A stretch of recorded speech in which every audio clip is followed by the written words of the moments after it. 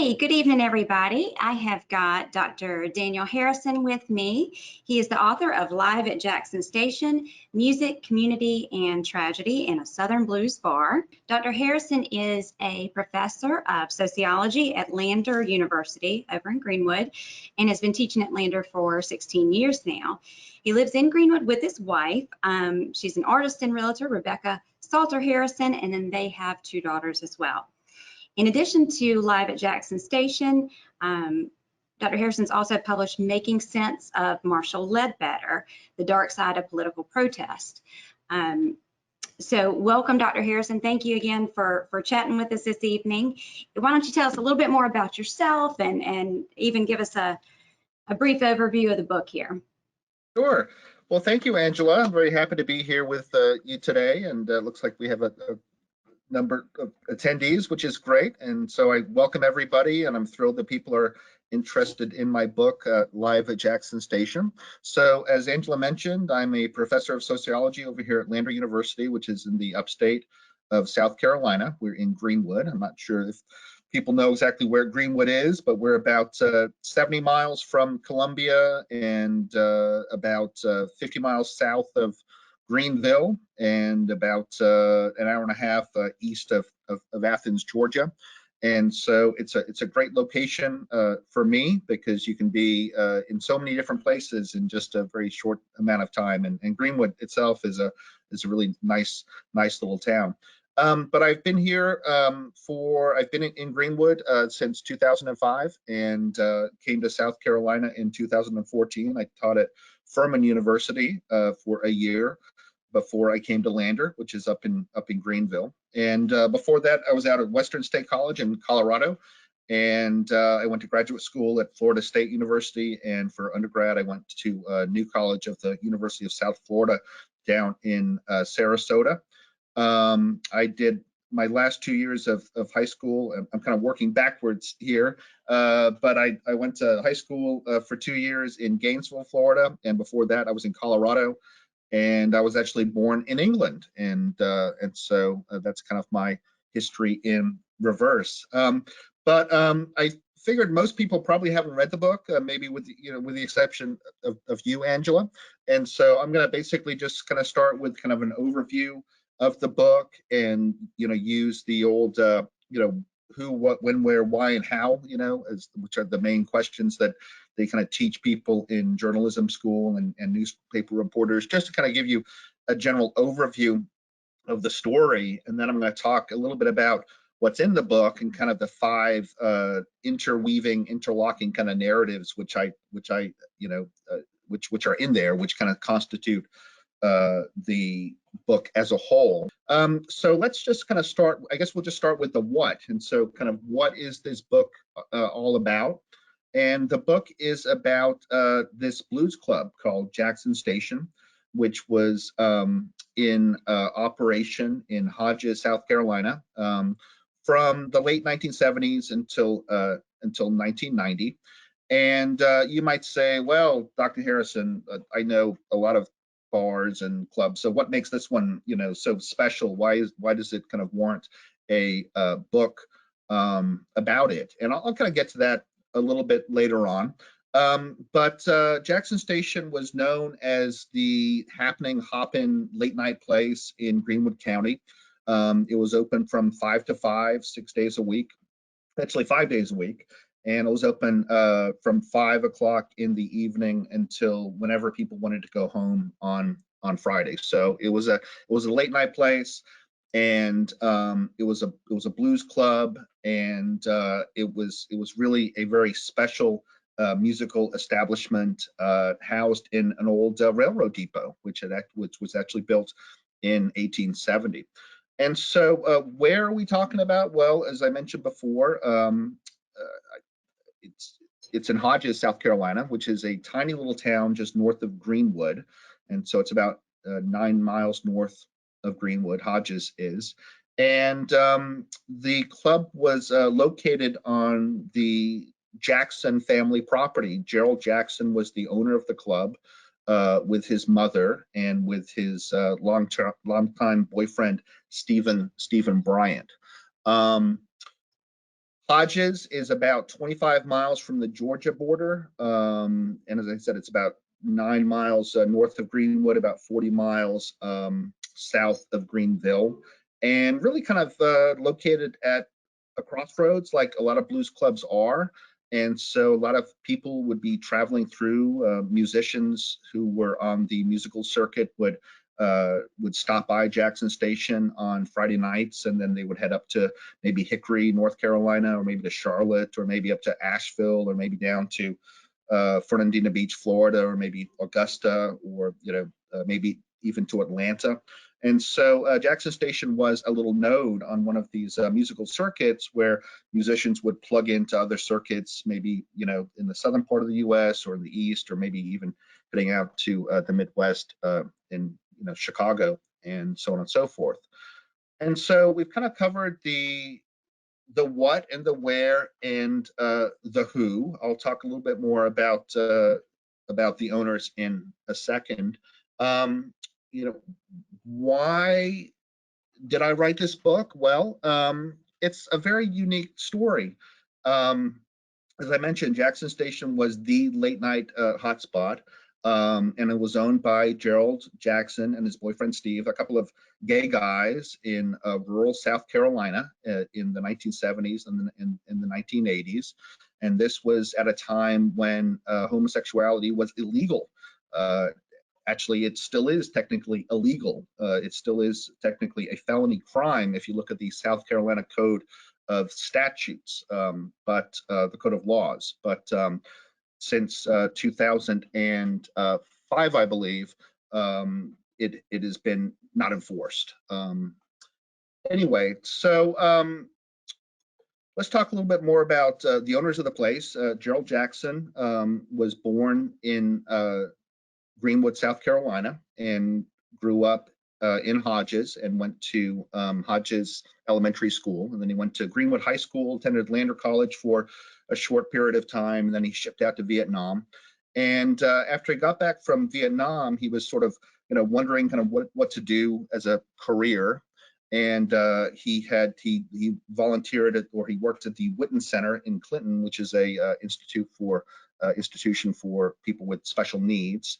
But he liked that work, but his dream was really to open up a music club of the kind that he had seen when he was in Vietnam. A lot of the American GIs would have time off for rest and relaxation in various places. Thailand, for example, one of them, and they would have these pretty cool music clubs, blues clubs out there, and Gerald wanted to open up one of these in his hometown when he got back. So that was the idea, and his family members, starting with his grandfather, were in the mercantile business, and they actually, his grandfather Arthur Jackson ran a general store in Hodges in the 19-teens, and then that was taken over by Gerald's father and his mother. A fire, if you believe Gerald, caused the structure to burn down while Gerald was in Vietnam. If you believe other people, they say that the highway was widened, and so they had to, remove this building to make way for the highway. But the point is that there was some family property at the corner of 175 and US 25 in Hodges, and Gerald thought that it would make a great location for a music venue. He just didn't have a structure. And so when he was kind of milling around Hodges one day, he saw some railway men sort of milling around this old railroad depot. And he asked the railroad men, who were from Southern Railway Company, what they intended to do with the structure. And they said, well, you can actually have it. You can have it for $1 if you remove it from the property within 6 months. And so that really was an offer that Gerald, it was too good to be true. He couldn't turn it down. He said, wow, this is so amazing. Now I can have this old, railroad depot, which at the time he thought was built in 1852. I've determined that it was built in 1870, but still a very historic railroad station, a railroad depot. And so with some of his friends, he constructed this huge trailer and managed to move the thing, which weighed over 100,000 pounds, out to the family property at the corner of 25 and 175. So that in and of itself was a pretty major deal. And once it was there, Gerald went about renovating the place with the help of Steve Bryant, his boyfriend, and with the financial help of his mother and some other friends, and so on and so forth. That was in 1975. And so in 1978, it opened up as a as kind of a well, it was a public club. Maybe in 77 it was more of a private club, sort of a speakeasy sort of a thing, but he slowly renovated it and slowly got it to the point where he could open it up to the public. And in Halloween of 1978, it was a functioning salon, essentially, just a little bar and restaurant, and they started having musical acts there in 1982. And very quickly after that, Jackson Station became known for the quality of its blues acts and also the quality of its other, rock and roll acts. Some of your listeners might be familiar with the band Widespread Panic, which is a big, jam band, and they were out of Athens, and they played at Jackson Station 9 times from 1986 until 1988. And I actually did an interview with, it was probably one of the best interviews that I did, with Dave Schools, who was the bassist of Widespread Panic.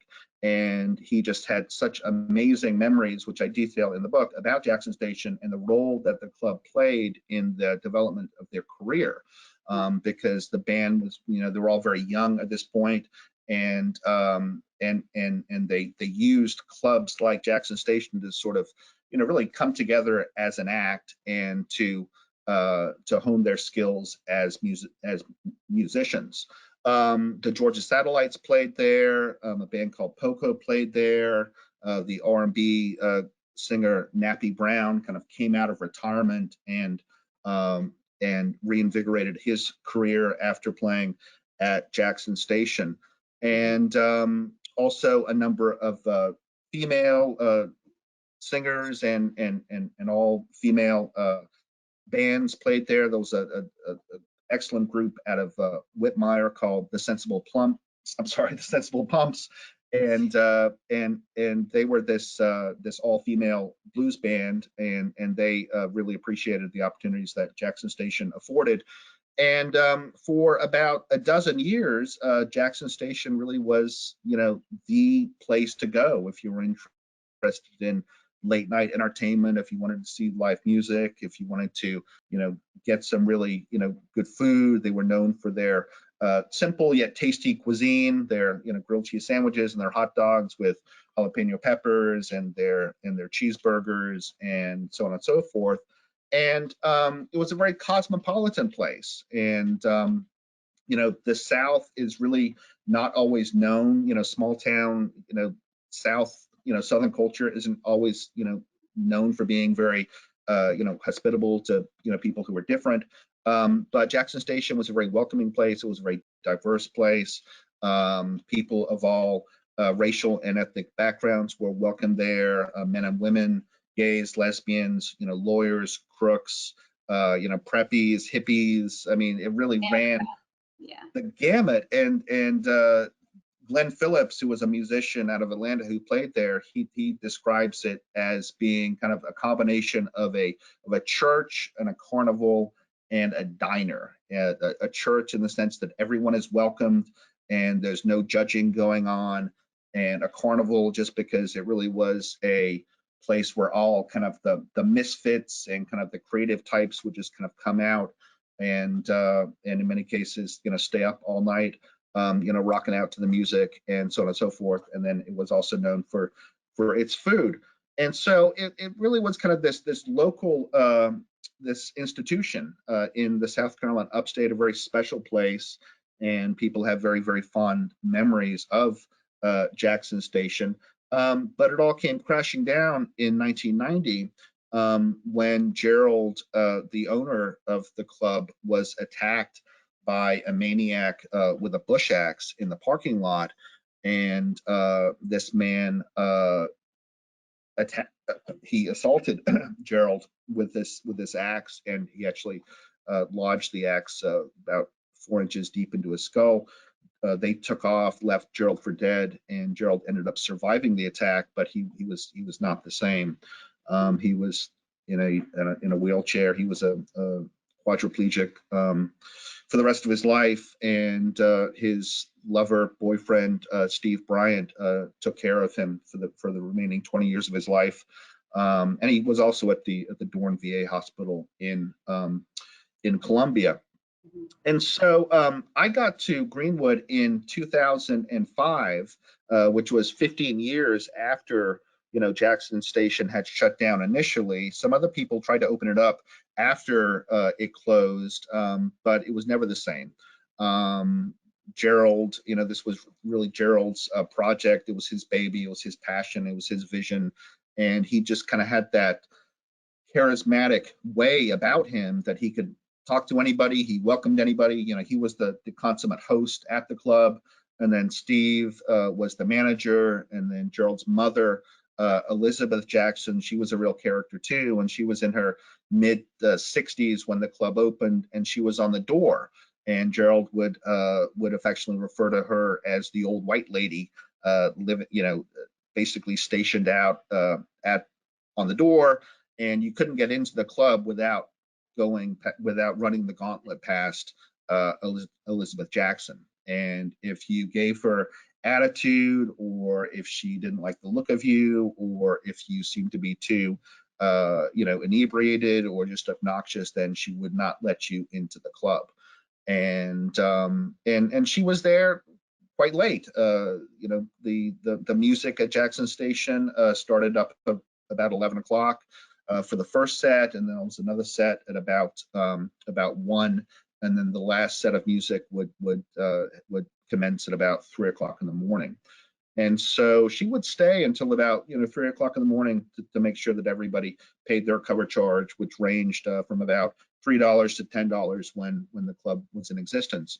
And so I got to Greenwood, as I said, in 2005, and started to make friends in the area and talk to some people about music. I like many different types of music, including blues and jazz and rock and roll and so on and so forth. And some people told me and my wife that the band Widespread Panic had actually played in Greenwood, back at some point in the past. And to me, that was very surprising because Greenwood is still a very small town. It was even a smaller town in the 1980s, and I was trying to figure out just where could a band of the caliber and kind of magnitude of Jackson Station play, because they're known for their huge shows at Red Rocks in Colorado and in places like Madison Square Gardens and so on and so forth. And I eventually learned that they had played at this little railroad depot up in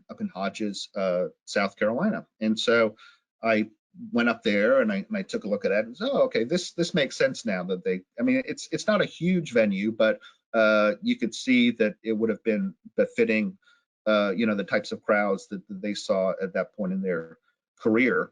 And so I started doing a little bit more investigating, and then I heard about the vicious attack on Gerald, and I was thinking, that doesn't sound like a very happy situation or event. And I wondered if it had anything to do with his sexuality, because he was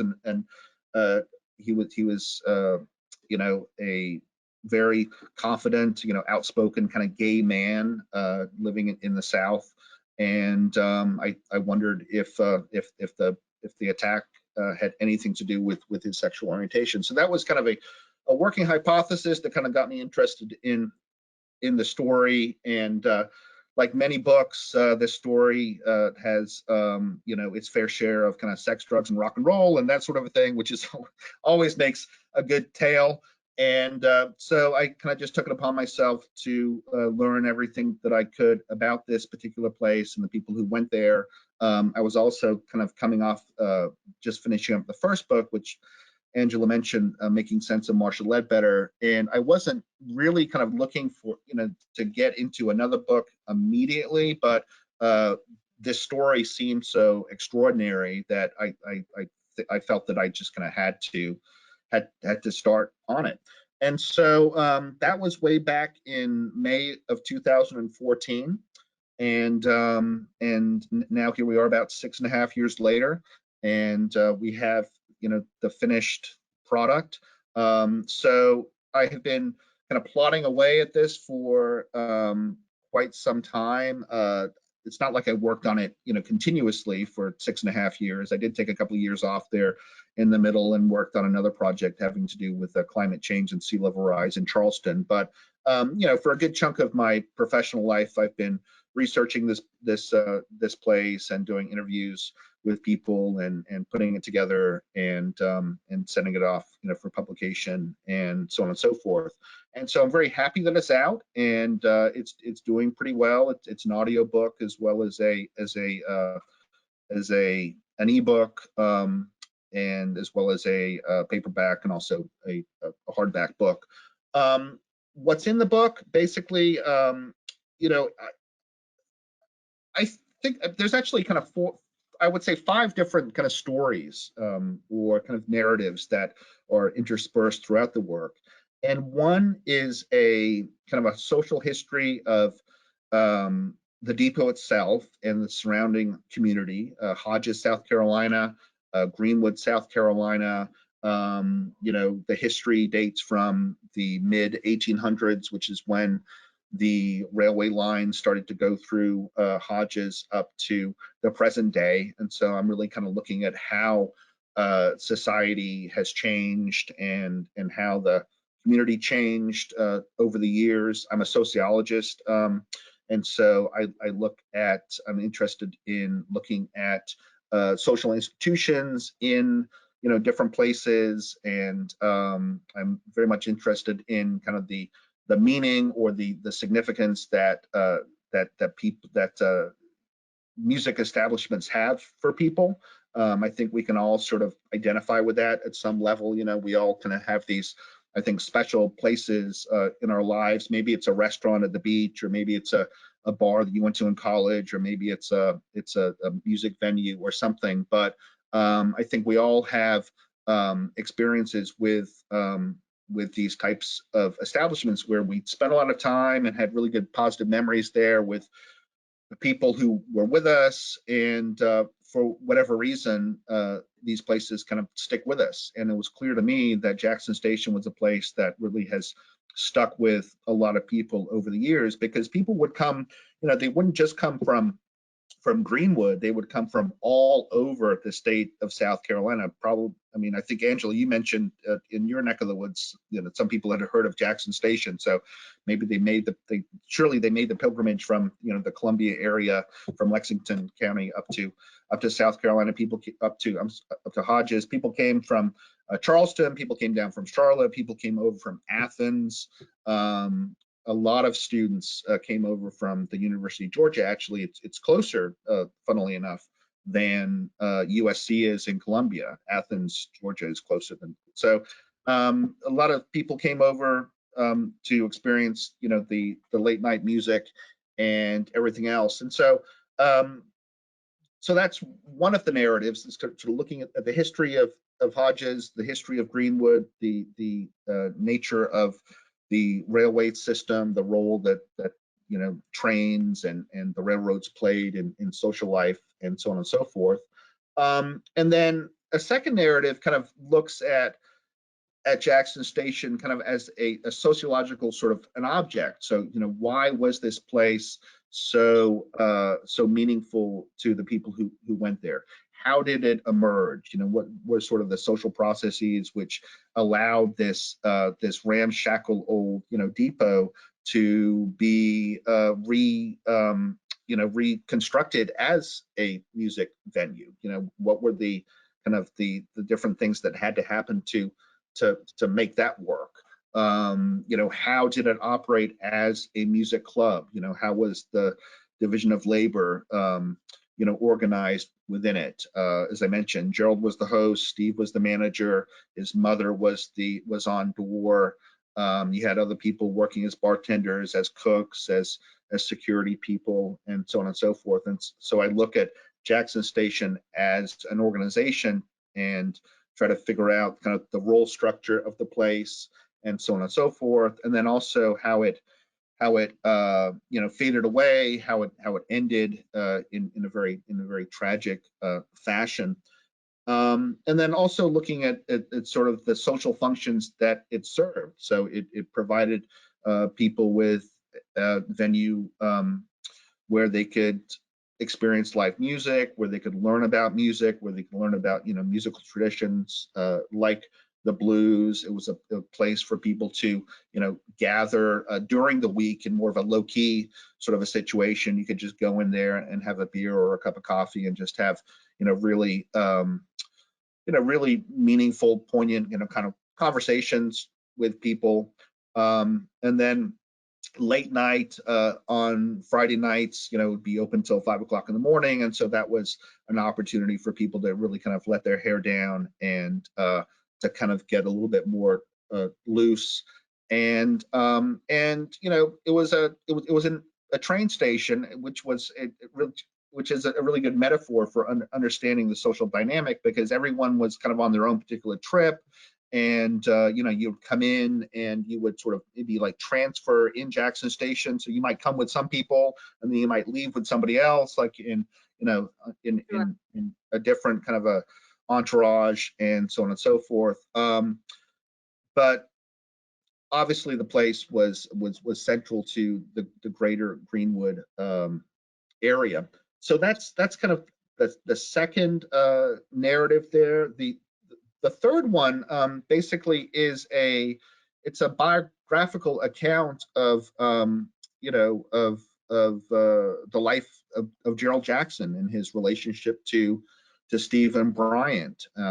In some respects, I think you could read this maybe as almost a love story, because I would imagine it would take a tremendous amount of love to do what Steve Bryant did, which was to take care of his long-term partner after he had suffered this horribly tragic axe attack, which left Gerald paralyzed, and so Gerald couldn't take care of himself anymore. And he was used to being a caretaker. He was a medic in the Marines. He was a Navy corpsman, and he was a strong man, but he was reduced to being a shell of the person that he was. But luckily Steve was there and stood by him and went back to and actually got a job at the VA hospital so he could be closer to Gerald. And so I think the book can be read, as I said, as an account of the relationship between Gerald and Steve.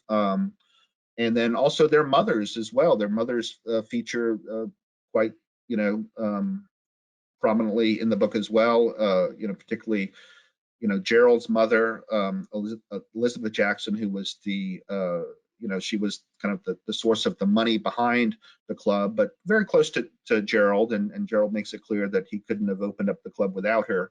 And then also a wonderful woman, Hazel Bryant, who was Stephen Bryant's mother, who I had the pleasure of interviewing. Now she's like 91 years old and she's still living in Liberty. And it was really amazing to get her perspective on the club and on the relationship between Gerald and Steve, and so on.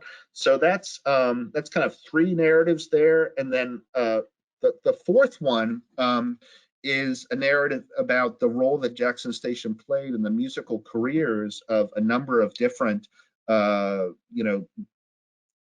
musical groups or artists. Widespread Panic being at the top of the list. I think that they are the most famous act to have played at Jackson Station. That's what got me interested in the place to begin with. But it wasn't just Widespread Panic. As I mentioned, amazing blues acts played there over the years. Drink Small, who was I'm not sure, hopefully your listeners have heard about Drink Small.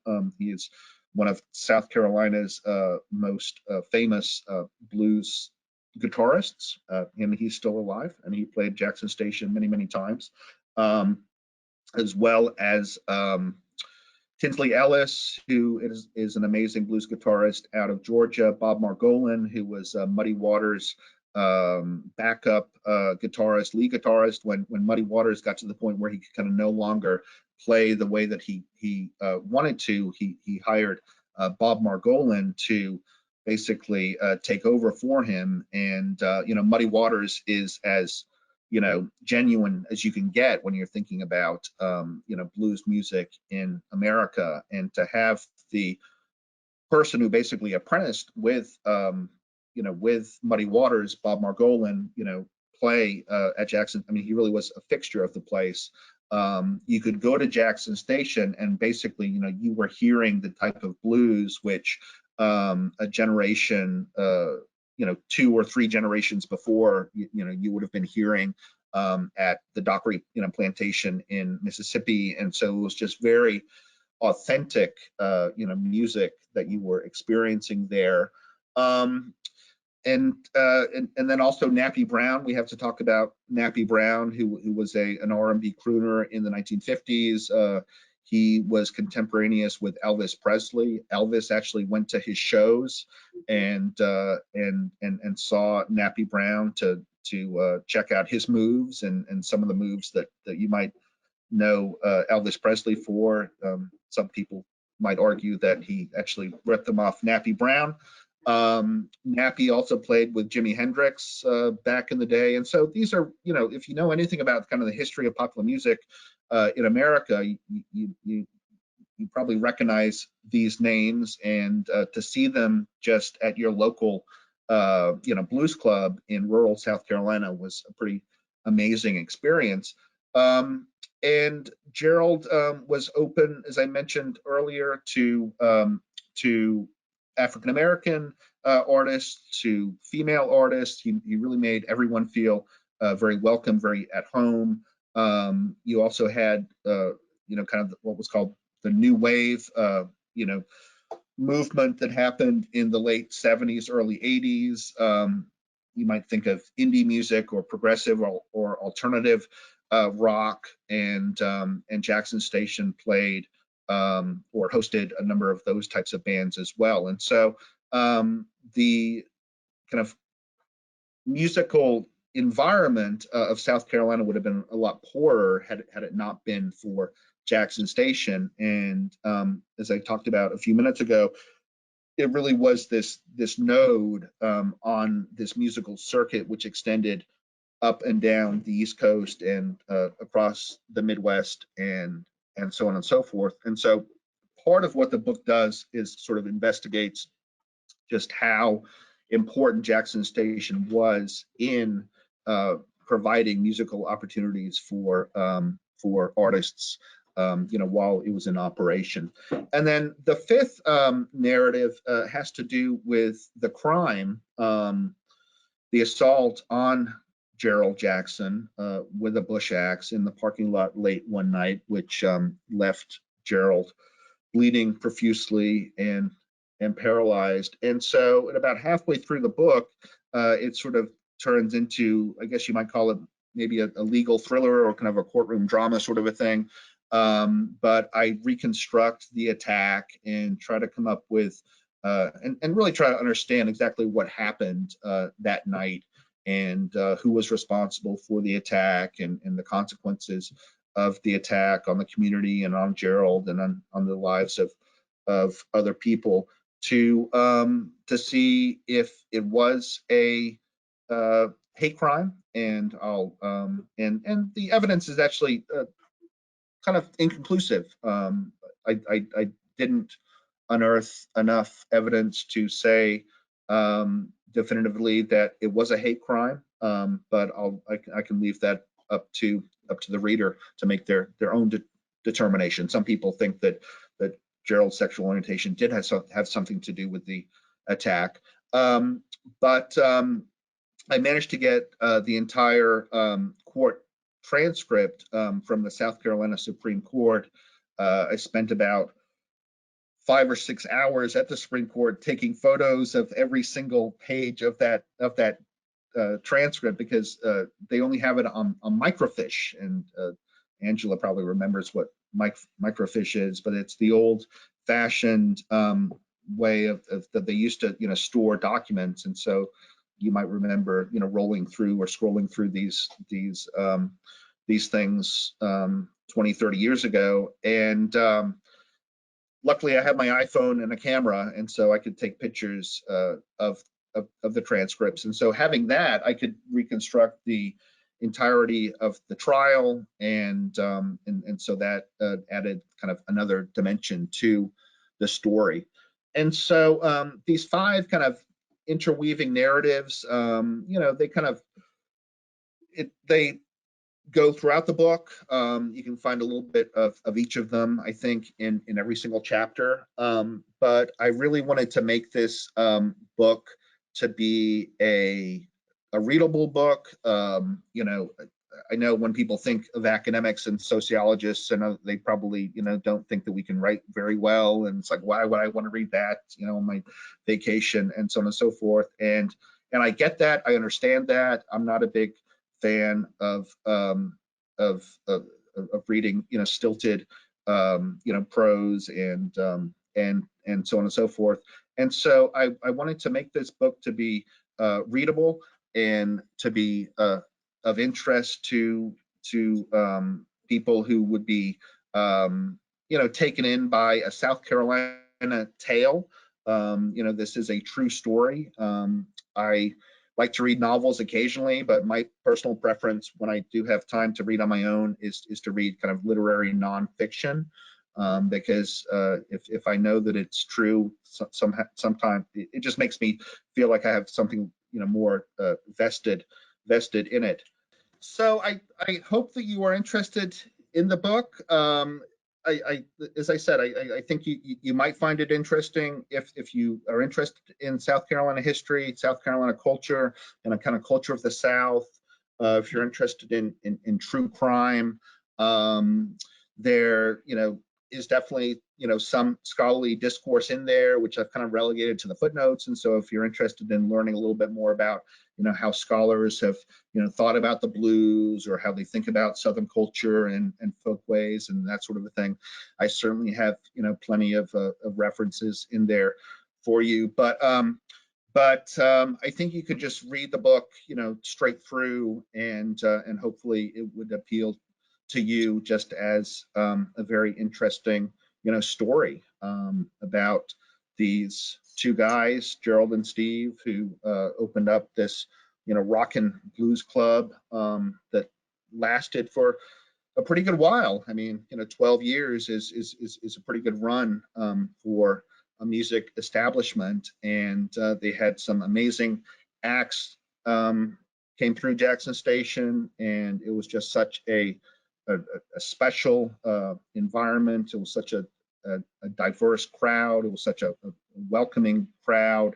And amazingly, there were very few problems at the club until on this one particular occasion when Gerald was attacked by the man with the bush axe. And so that's basically kind of my overview. And so I don't know if we have any questions or anything in chat. I appreciate that. It is, Dr. Harrison, you've done a wonderful job at presenting the history of the place, and I think it is important to South Carolina history to have a record of the venue, the perspectives of the people who went there, who played there. It's really, the history of it is fascinating in itself. Like you said, you've got your sex, drugs, and rock and roll is all built in, and then there's certainly a true crime component. And what happened to Gerald was just atrocious. It's devastating.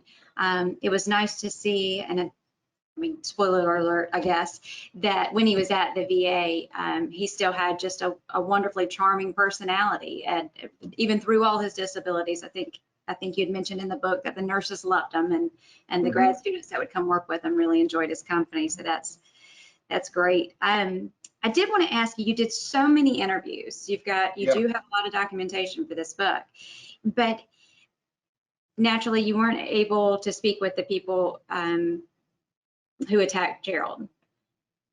Right. No comment there. So I want to know if there's any, if you were just looking to hear what these guys had to say, or if there are any specific questions that you really wanted to address with them.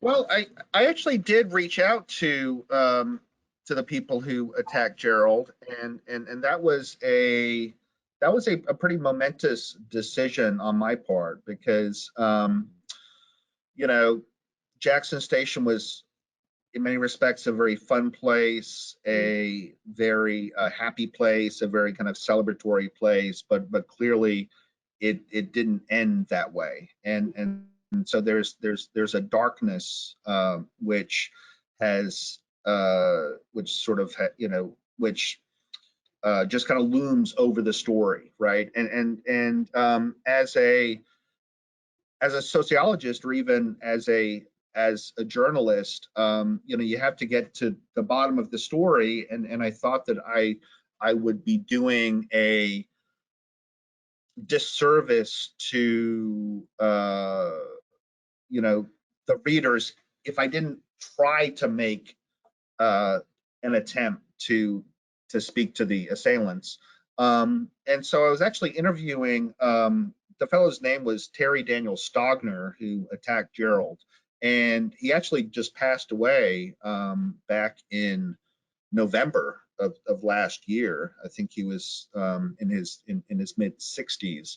But I did an interview with his lawyer in 2015, this fellow by the name of Marvin Watson, who is also now deceased. But the lawyer told me that he would happily turn over his notes on the case if Stogner gave me permission. And so that really was a, a pretty big incentive, because I mean, if I had those notes, this was before I had the court transcript, and I wanted to learn more about the attack, and so I called up Terry Stogner one day, and he didn't answer the phone, but I left a message, and I said that I'd spoken to his lawyer, and I'd be interested in in possibly getting these notes if he would allow me to see them. And then he responded back to me when I was actually not in my office. And so we kind of exchanged these voicemails, which was probably for the best, because the voicemail that he left on my machine made it clear that he really didn't want to speak with me at all.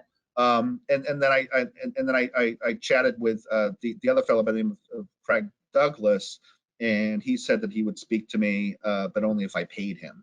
And I wasn't going to do that because I didn't pay anybody, for their time, and so I wasn't going to start with him either. So I had to go by the court transcript, which was fine.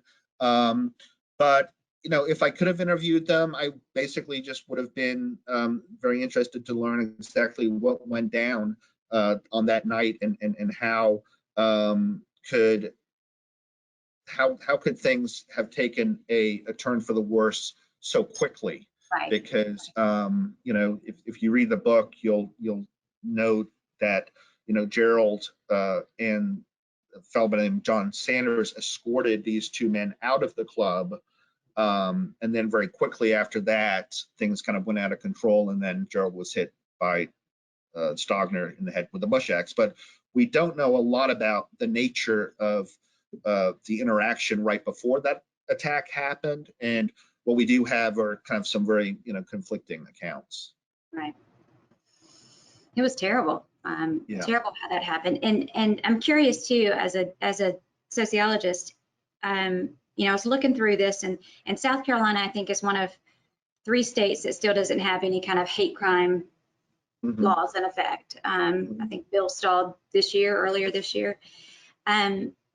But I'm curious, if this same thing were to happen today, in your opinion, do you think Gerald's sexuality would have come up in court? Is that something?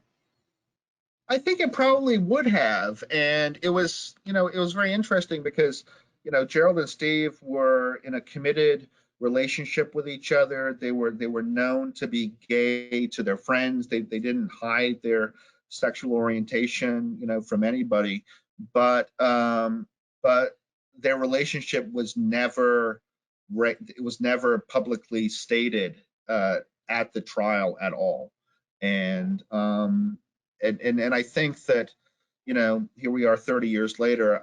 I think that I'd like to think that the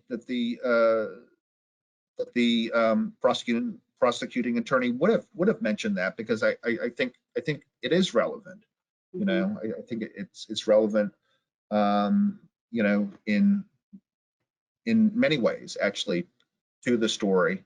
But it wasn't brought up. It wasn't brought up then. You know, Stogner was sentenced to 10 years because the charge, you know, what he was charged with was, well, what they wanted to get him on was assault and battery with intent to kill, claiming that if you hit someone in the head with a bush axe, then obviously you intend to kill them. But the jury didn't buy that entirely. And Marvin Watson, Stogner's attorney, actually did a really phenomenal job, you know, putting seeds of doubt into the mind of the jury. And so they couldn't convict him on the charge of assault and battery with intent to kill. And they had to convict him on assault and battery of a high and aggravated nature. And at the time, that was actually just a misdemeanor offense, amazingly enough. And so imagine that you could, you know, smash someone in the head with a bush axe and have it just be a misdemeanor crime. Now it's a felony crime. And so if that were to happen today, then Stogner would have been facing, you know, 20 years as opposed to 10 years. But he was convicted on assault and battery of a high and aggravated nature, sentenced to 10 years in state prison, ended up serving 4.5 years. And then he was out. And so it was kind of incredible to me when I first learned that fact, that you could actually, you know, put someone in a wheelchair and, you know, ruin their life entirely. You know, they're a quadriplegic. They can't, you know, brush their teeth. They can't bathe themselves. They can't take care of themselves. And a person gets to walk free after 4.5 years. And so that struck me as being very light. But as Marvin Watson pointed out in our interview, that's the nature of the system. And you know, if you're going to convict someone, if you're going to send someone away for 10 years, if they actually, you know, are reasonably behaved, and while they're incarcerated, they can actually get out early. In some cases, you know, significantly early. Well, you mentioned earlier, and it's so true, that the attack on Gerald does kind of just put this dark shadow over the existence of Jackson Station, because the club seemed to be, or bar, I guess, music venue, just a very inviting place, was the sense I got from your book. Yeah. Maybe all the misfits, but there was a lot of talk about professors and lawyers and doctors and politicians. Everybody was welcome at Jackson Station, which is really just an incredible place, especially in that time and in that area. Yeah. So I really appreciate the story. I thoroughly enjoyed it, all of it, all aspects of it, and then of course the history part, as a native South Carolinian too. So I do want to remind our viewers one more time that if they have any questions, they can pop those in the question box before we close out. And that also you can get a copy of Live at Jackson Station. We do have it at the Lexington County Public Library. The audio and the ebook versions are available in limited supply, but those are there on Hoopla, and then those are also available for purchase on Amazon. You've got the audiobook on Audible, Barnes & Noble, Walmart, anywhere, you know, books are sold. So it is out there, and it is absolutely worth the read for a little bit of South Carolina history. Of course, as Dr. Harrison said, a little bit of sex, drugs, rock and roll, and then true crime all rolled into one, and very factual account. You have done a tremendous amount of work here, sir. Appreciate it. Well, thank you very much. I'm glad you liked it, and it's that kind of feedback which I love to hear, because that's exactly what I was working on. And you know, writing is such kind of a solitary process, and you know, you think that it's a pretty good story and you're kind of working on it, but until it actually kind of gets out there, you really don't know what you have. But you know, so far the reviews have been pretty good, and you know, especially locally, people in the Greenwood area, tell me that I really, kind of nailed it, and that I have kind of, some people say that I've almost resurrected the place, because Do you know what's happened to it now, or? Well, it's still kind of in a holding pattern. It was sold. Gerald's mother had it, and then she passed away, and so then it actually went to Gerald's sister Ellen, and then she sold it in 2016 to a fellow by the name of Daniel Prince. And when I interviewed him for the book, he claimed that he would be opening it back up as a music venue, but it hasn't quite happened yet. I mean, it's just things are a lot more expensive and a lot more complicated to do these days than they were in the 1970s, and there needs to be a new roof and an asphalt parking lot, and various other things to sort of bring it up to code. And so we are cautiously optimistic that it might open back up as a music venue at some point down the road. The location still is obviously quite good. You're on the road. It's really in the middle of nowhere, but you're on the roads everywhere, and so Right. and so it's a very easy place for musicians and music fans to get to. But times have changed a lot. The music industry has changed a lot, and people don't really go out as much maybe as they used to, especially after the pandemic. And so we'll have to kind of relearn, I guess, how to do all that stuff. And certainly society as a whole is a lot more tough on rightly for people drinking and driving and that sort of a thing. And so that's what the people who tried to open Jackson Station after Gerald and Steve, that they complained about the police presence and the fact that people were just kind of scared to venture home with the threat of a DUI and so on. So got to have the designated driver there to get everyone home safely. So what you're saying is we need to build a hotel next to where Jackson There Station. you go. That would be perfect. Yeah, something like that. Yeah. All right.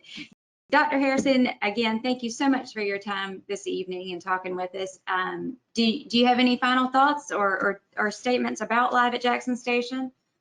Well, I just hope that people will check it out. And like I said, I'm pretty happy with the way the story has turned out. If you like South Carolina culture and history and kind of true crime, I think this book might be for you. I think you could learn some pretty interesting things, and I'm hoping that it gets people to think about how we can become maybe a little bit more inclusive as a society and embrace things like diversity and difference, because the crowd at Jackson Station was just such a motley crew of people, and from such a variety of backgrounds in terms of class, race, gender, social position, and everybody got along there. And so you could have just conversations with just random conversations with people who were actually quite different than yourself. And when I think about our culture today, it seems very homogenous, and it seems that we kind of break off into our own little tribes, and we don't want to seek out or talk to people who are different from us. But I think that that was the beauty of Jackson Station, is that people embrace the diversity. And so I'm hoping maybe that is one of the takeaway messages from the book too. It is a really a fascinating story, Dr. Harrison, and you captured, I think, the true spirit of the place, for sure. Well, thank you so again much, for Angela. talking with us tonight, and I will touch base with you next week, but we appreciate your time. Okay, hope everyone has a great weekend. All right. Okay. You too, sir. Enjoyed it. Okay, Bye-bye. take care. Bye.